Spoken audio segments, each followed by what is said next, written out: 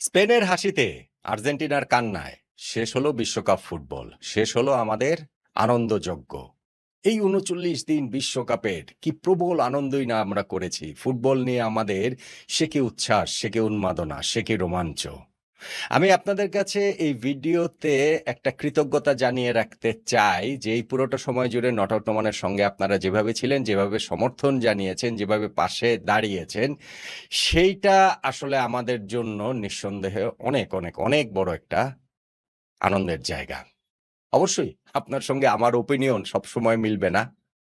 কিন্তু তারপরও আমরা স্পোর্টিং জায়গাটা থেকে সবাই সবার সঙ্গে যেরকম একটা আড্ডার অ্যাটমসফিয়ার বিশ্বকাপ ফুটবল ঘিরে মানে তৈরি করেছিলাম, সেটাই আসলে চাই। সেটাই আসলে সবসময় আমরা এই প্ল্যাটফর্মটাতে চাই। সো আপনাদের সবার প্রতি আন্তরিক কৃতজ্ঞতা এই পুরোটা সময় জুড়ে আমাদের সাপোর্ট করার জন্য। নিশ্চয়ই বিশ্বকাপ ফুটবল নেই, আমাদের স্পোর্টস তো আছেই। আমরা নানান রকম এই স্পোর্টিং ইভেন্ট নিয়ে আপনাদের সঙ্গে সবসময় এইরকম সম্পর্কের জায়গাটা অবশ্যই আমাদের চলমান থাকবে, বহমান থাকবে। আপনাদের সবার প্রতি কৃতজ্ঞতা।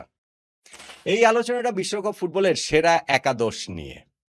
এই যে ৪৮টা দলের ফুটবলাররা বিশ্বকাপ খেললেন, শেষ হাসি তো স্পেনের। কিন্তু যদি আমরা একটা সম্মিলিত সেরা একাদশ করি এই বিশ্বকাপের, তাহলে সে একাদশটা কেমন হতে পারে?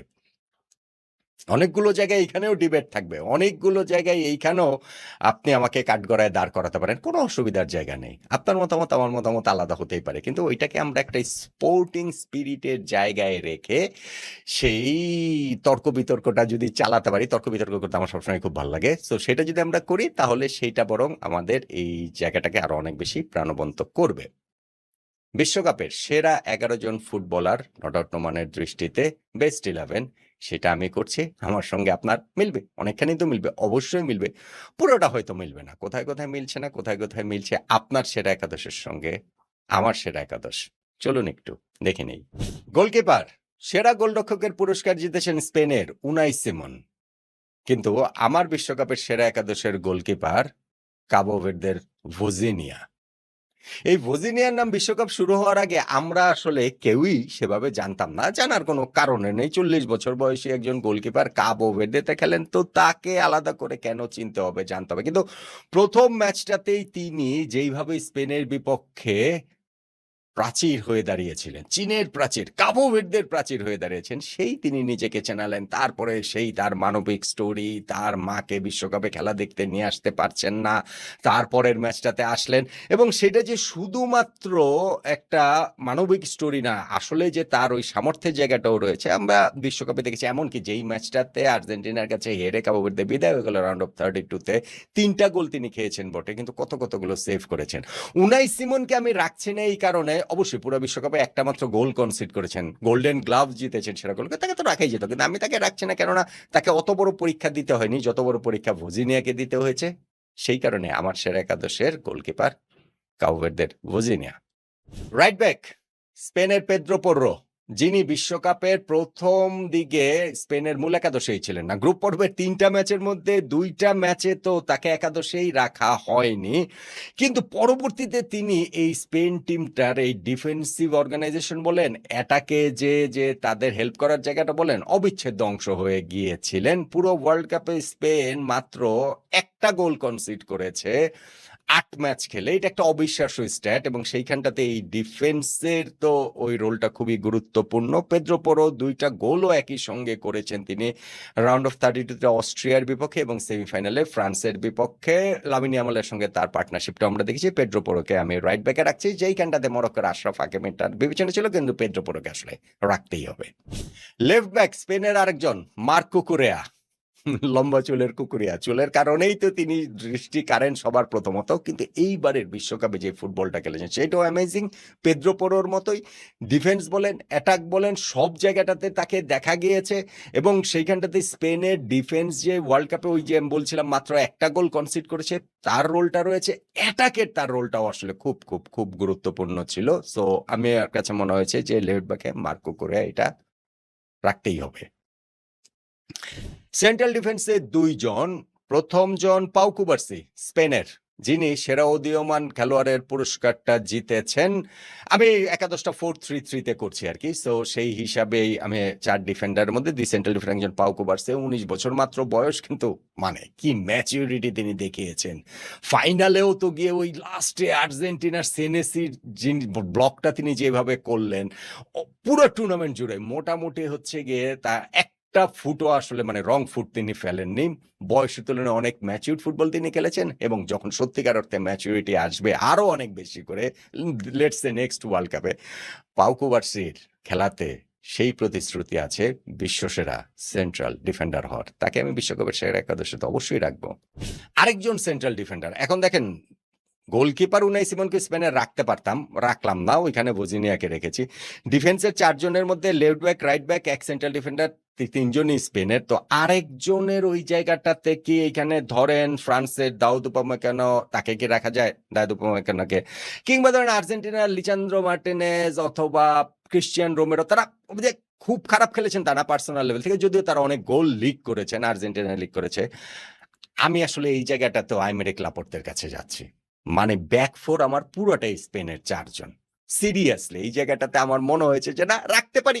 মানে সেই রাখাটা হবে হচ্ছে কি, রাখার জন্য রাখা, একটু বৈচিত্র্যের জন্য রাখা, যে না না না স্পেনের সবাইকে রাখবো। ভাই, যেই ডিফেন্স পুরো ওয়ার্ল্ড কাপে কনসিড করেছে মাত্র একটা গোল, আমি তাদের গোলকিপারকে রাখছি না, কেননা এই ডিফেন্সিভ মিডফিল্ড থেকে শুরু করে ওই গোলকিপার পর্যন্ত বলই কয়টা যেতে দিয়েছে।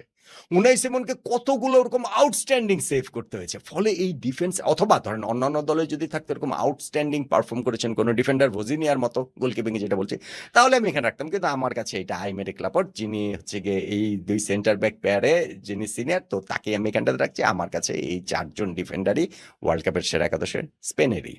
ডিফেন্সিভ মিডফিল্ডার রদ্রি, স্পেনের, অবশ্যই একটা গোল করেন নাই, একটা অ্যাসিস্ট করেন নাই, কিন্তু বিশ্বকাপের সেরা খেলোয়াড়ের পুরস্কার গোল্ডেন বল তিনি জিতে নিয়েছেন। কাকে হারিয়ে জিতেছেন?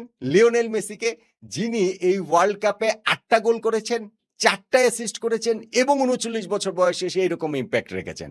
কিন্তু তারপর আপনি ফাইনাল খেলা শেষে এটা কি আপনি বলতে পারেন যে না, রদ্রি এই পুরস্কারটা ডিজার্ভ করে না? অবশ্যই বলতে পারেন না, কারণ এই যে স্পেন টিমটা যে খেলেছে, পুরো স্পেন টিমটার কারিগর হয়েছিলেন মাঠে, সূত্রধর হয়েছিলেন মাঠে, ডিফেন্স অ্যাটাকের মাঝখানে সেই লিঙ্ক ম্যান হয়েছিলেন এই রদ্রি, যিনি ডিফেন্সের সামনে শিল্ড দিয়েছেন, এই স্পেনের কত কত অ্যাটাক তৈরি করেছেন, প্রতিপক্ষের কত কত অ্যাটাক ভেঙেছেন। আমি ওয়ার্ল্ড কাপের এই ফাইনালে বিল্ড আপে বেশ কিছু ভিডিওতে বলছিলাম যে একেবারে ব্যালন ডিওর উইনিং ফর্মে রদ্রি ফেরত এসেছেন, এবং যথার্থ আমার মনে হয় গোল্ডেন বলটা তিনি বিশ্বকাপে জিতেছেন। অবশ্যই তাকে ছাড়া তো আর একাদশ কিভাবে হয়। রদ্রি আমার এই টিমটাতে ডিফেন্সিভ মিডফিল্ডার হিসেবে থাকছেন। মিডফিল্ডে আরো 2 জন রয়েছেন। যেহেতু আমাদের ডিফেন্স এত ভালো, আমাদের এই একাদশটার বিশ্বকাপের সেরা একাদশের স্পেনের 4 জন ডিফেন্ডার সঙ্গে সামনে রদ্রি, সো আমি এখানে একটু লাক্সারি নিলাম 2 জন অ্যাটাকিং মিডফিল্ডার রাখার, এবং সেই 2 অ্যাটাকিং মিডফিল্ডারের প্রথম জন জুড বেলিংহাম, ইংল্যান্ডের জুড বেলিংহাম, যিনি এই ওয়ার্ল্ড কাপে 7টা গোল করেছেন, ক্লাচ অনেকগুলো মোমেন্ট তার রয়েছে, এবং হচ্ছে কি তার ওই লেট রান রয়েছে। ইংল্যান্ডের প্লেয়ার হিসেবে এক বিশ্বকাপে সর্বোচ্চ গোল করার তার রেকর্ড রয়েছে, এবং শুধুমাত্র গোল করাটাই তো না, তিনি ভাই মিডফিল্ডার, সেই তিনি 7টা গোল করে ফেলেছেন, এবং সেই জায়গাটাতে হ্যারি কেনের সঙ্গে তার যে লিঙ্ক আপটা বলেন, ইংল্যান্ডের এই টিমটাতে ট্রু 2 জন ওয়ার্ল্ড ক্লাস প্লেয়ার যদি থাকেন, হ্যারি কেন এবং জুড বেলিংহাম। ফলে জুড বেলিংহামের এই ওয়ার্ল্ড কাপটা যেরকম গিয়েছে, শেষটাও করেছেন খুব ভালো একটা সলো রানে, ওই ফাইনাল ম্যাচটা, ফাইনাল ম্যাচ তাদের তৃতীয় স্থান নির্ধারণে জুড বেলিংহামকে আমি রাখছি। এবং আরেকজন অ্যাটাকিং মিডফিল্ডার আমার মাইকেল ওলিসে, ফ্রান্সের। ওলিসে এই ওয়ার্ল্ড কাপে একটা গোলও করেন নাই, এইটা আমার কাছে ভাই বিস্ময়কর লাগে। মানে অনেকগুলো চান্স পেয়েছেন, অনেকগুলো কাছাকাছি গিয়েছেন, কিন্তু তিনি এই ওয়ার্ল্ড কাপে 7টা অ্যাসিস্ট করেছেন, যেটা এক বিশ্বকাপে কোনো খেলোয়াড়ের সর্বোচ্চ অ্যাসিস্টের রেকর্ড। 1970 বিশ্বকাপে ব্রাজিলের পেলের 6টা অ্যাসিস্ট ছিল, এবং কিলিয়ান এমবাপ্পের সঙ্গে তার যে টেলিপ্যাথিক যোগাযোগ, এমবাপ্পে তার পাশ থেকে 5টা গোল করেছেন, এক কম্বিনেশনে এই 5টা গোল ওয়ার্ল্ড কাপ হিস্ট্রিতে কখনো দেখেনি। এবং তার খেলার সে কি ক্রিয়েটিভিটি, তার খেলাতে যেইভাবে প্রতিপক্ষের ডিফেন্সের মাঝখান থেকে তার বেরিয়ে যাওয়া, যেইভাবে ডিফেন্স সেরা পাস বের করে, যেভাবে মানে 1-2 করে নেওয়া, অ্যামেজিং প্লেয়ার। এই সিজনে সম্ভবত বায়ার্ন মিউনিখ থেকে তিনি রিয়াল মাদ্রিদে চলে যাচ্ছেন, আলোচনা শুনছি। আমরা আরো বড় স্টেজে এই মাইকেল ওলিসেকে দেখব। ডেফিনেটলি এই ওয়ার্ল্ড কাপের সবচেয়ে ক্রিয়েটিভ প্লেয়ার আমার কাছে এই ফ্রান্সের ওলিসে। তাকে তো সেরা একাদশে রাখতেই হবে। 4-3-3-তে এবার ৩ জন ফরওয়ার্ড, যেইটার রাইট সাইড, লেফট সাইড এই ২ টা জায়গা নিয়ে আসলে কোনো প্রশ্ন নাই। মানে আমার এই ফরমেশনে রাইট সাইডে লিওনেল মেসি। বিশ্বকাপের সেরা খেলোয়াড়ের পুরস্কার গোল্ডেন বলও তিনি জিততে পারতেন।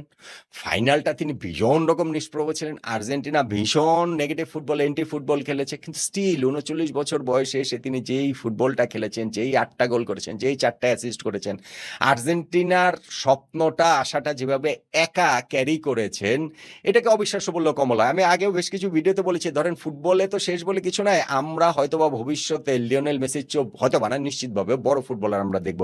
কিন্তু ৩৯ বছর বয়সে এসে এরকম ইম্প্যাক্ট বিশ্বকাপে রাখছেন, এই ফুটবলার কি আমরা দেখবো কিনা আই এম নট শিওর। আমার কাছে কিন্তু সেইটা মনে হয় না। সো মেসি অ্যামেজিংলি তিনি, হ্যাঁ, শেষটা যেরকম করতে চেয়েছেন সেটা তার হয় নাই, কান্নায় তার বিদায় হয়েছে বটে, কিন্তু ওয়ার্ল্ড কাপ পারফরমেন্সে মেসিকে তো অবশ্যই সেরা একাদশে রাখতে হবে। আমি আমার অ্যাটাকিং থার্ডের রাইট সাইডে লিওনেল মেসিকে রাখছি এবং লেফট সাইডে কিলিয়ান এমবাপ্পে। কিলিয়ান এমবাপ্পে ১০ গোল করেছেন। ভাই, ওয়ার্ল্ড কাপ ইতিহাসে এক আসরে ডাবল ডিজিটে গোল সংখ্যা পৌঁছানোর ঘটনা এর আগে আছে মাত্র ৩ বার। সর্বশেষ ঘটনাটা ঘটেছিল ১৯৭০ সালে, আরো ৫৬ বছর আগে। সেই কিলিয়ান এমবাপ্পে এবার ১০ গোল করেছেন, গোল্ডেন বুট জিতেছেন। গত বিশ্বকাপেও তিনি গোল্ডেন বুট জিতেছিলেন, যদিও দুই বিশ্বকাপের কোনোটাই শিরোপা জিততে পারেনি, ওই একটা আক্ষেপের জায়গা তার তো অবশ্যই থাকবে। কিন্তু মাত্র ২৭ বছর বয়সে তার এই ২২ গোল বিশ্বকাপের ইতিহাসে সর্বকালের সর্বোচ্চ গোলদাতা, ফাইনালে গিয়ে মেসির চেয়েও এগিয়ে থেকে তিনি শেষ করলেন। মেসি তো সামনের ওয়ার্ল্ড কাপ খেলবেন কি খেলবেন না, ওটা নাই খেলার কথা, কিন্তু এমবাপ্পে তো শিওরলি খেলবেন, ইঞ্জুরি টিঞ্জুরি ওইসব যদি না হয়, আরো একটা ২টা ওয়ার্ল্ড কাপ তার খেলার কথা। সেই ক্ষেত্রে এই রেকর্ডটা তিনি কোথায় নিয়ে যাবেন? আচ্ছা, সেটা ভবিষ্যৎ, কিন্তু ওয়ার্ল্ড কাপ লেজেন্ড এমবাপ্পের এই ওয়ার্ল্ড কাপের পারফরমেন্সও, তাকে তো ছাড়া আর বিশ্বকাপের সেরা একাদশ হয় না। তাকে আমি এইখানটাতে অবশ্যই রাখছি। এবং আমার ফরওয়ার্ড নাম্বার 9, এই জায়গাটা নিয়ে একটুখানি দ্বিধার মধ্যে আমি ছিলাম যে এখানটাতে আসলে কাকে রাখবো। হ্যারি কেইন খুব ভালো খেলেছেন, ইংল্যান্ডের ক্যাপ্টেন। তার এই ওয়ার্ল্ড কাপেও হচ্ছে গিয়ে ৬টা গোল রয়েছে এবং ইংল্যান্ডের ওই ফরওয়ার্ড লাইনটাকে লিড করেছেন খুব ভালোভাবে। কিন্তু আমি আসলে আর্লিং হ্যালান্ডকেই রাখছি।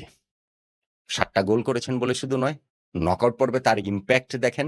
আইভরি কোস্টের বিপক্ষে দলের সেই উইনিং গোল ৮৬তম মিনিটে, আর ব্রাজিলের বিপক্ষে ২টা গোল। বা বিশ্বকাপে কিংবদন্তি হওয়ার জন্য আর কি লাগে?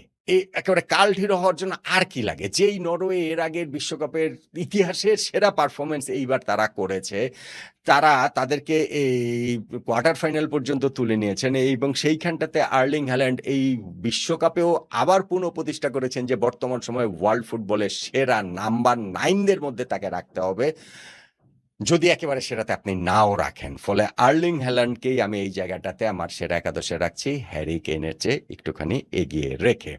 এবং আমার এই একাদশের coach Luis de la Fuente, স্পেনের কোচ, ওয়ার্ল্ড কাপ উইনিং টিমের কোচ, এবং একটা ফুটবল ফিলোসফি, সেই যেই দর্শনটাতে তিনি দলকে খেলিয়েছেন, থ্রু আউট দ্য টুর্নামেন্ট তিনি খেলিয়েছেন এবং ফাইনালে গিয়ে সেইটার তিনি সাকসেসটা পেয়েছেন দলকে বিশ্বকাপ শিরোপা জিতে। ফলে লুইস দে লা ফুয়েন্তেরও এইখানটাতে কোনো বিকল্প আক্ষরিক অর্থেই আমার কাছে নেই। তাহলে দেখেন যে বিশ্বকাপের যে সেরা একাদশটা নট আউট টুর্নামেন্ট আমি করলাম, সেটা হচ্ছে অনেকটা এইরকম, অনেকটা না পুরোটাই এরকম।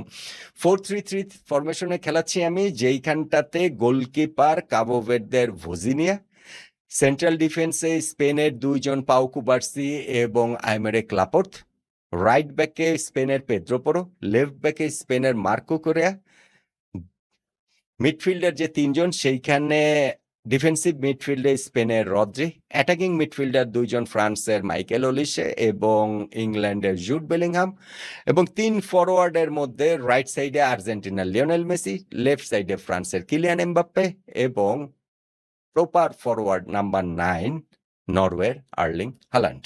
স্পেনের ৫ জন রয়েছেন বিশ্ব চ্যাম্পিয়ন, ফ্রান্সের ২ জন রয়েছেন, আর্জেন্টিনা, ইংল্যান্ড, নরওয়ে, কাবো ভের্দের ১ জন করে রয়েছেন। এই যে বিশ্ব একাদশটা করলাম, আপনার অবশ্যই আলোচনার জায়গা তো রয়েছে, বিতর্কের জায়গাটা তো রয়েছে, এবং বিতর্কটা আমার কাছে মানে ভালোই লাগে। আপনি এখানে বলেন যে এইখানটাতে আমি কোনো জায়গা থেকে চেঞ্জ করতে পারতাম কিনা, আপনার যে সেরা একাদশ বিশ্বকাপের সেইখানটাতে একটু এদিক ওদিক আছে কিনা। খুব বেশি এদিক ওদিক থাকার সুযোগ নেই, আমার মনে হয় না যে আপনি খুব চেষ্টা করলেও এখানে ২-৩টার চেয়ে বেশি আসলে চেঞ্জ করতে পারেন। কোথায় কোথায় আপনার পরিবর্তন আছে, নাকি আপনি এটার সঙ্গে মনে হচ্ছে যে না, এটাই বেস্ট পসিবল ওয়ার্ল্ড কাপের ড্রিম 11? জানাতে পারেন আপনার মতামতটা।